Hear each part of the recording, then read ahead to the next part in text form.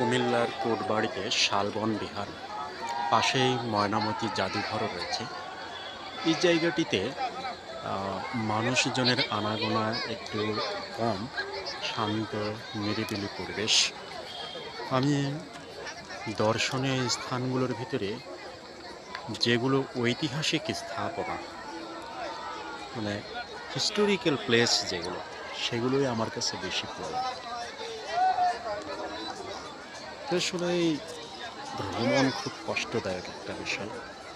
যদি ফাইন্যান্সিয়াল অবস্থা কারো ভালো না থাকে, আর যদি ভালো হয় তাহলে এটা খুব শান্তিদায়ক।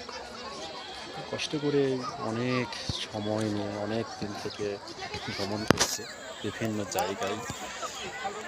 মোটামুটি পুরো বাংলাদেশে সব বিভাগীয় শহরগুলো এবং জেলা শহরগুলোতে মোটামুটি পা রাখা হয়েছে। অনেক জায়গায় ঘোরা হয়েছে, দেখা হয়েছে। তো এর মধ্যে আমার কাছে সব থেকে ভালো লেগেছিল যে জায়গাটি, সেটি হচ্ছে পার্বত্য এলাকা। সেকেন্ড যে জায়গাটি ভালো লেগেছিল সেটি হচ্ছে সিলেট। এই দুইটা জায়গা আমার কাছে খুব বেশি ভালো লেগেছে, কেননা এই দুই জায়গাটিতে পাহাড় এবং সেখানে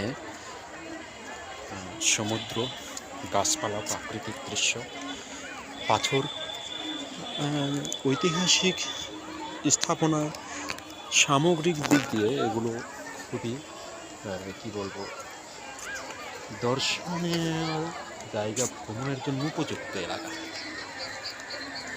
তো আমি চলতি বছরে ভ্রমণ শেষ করছি।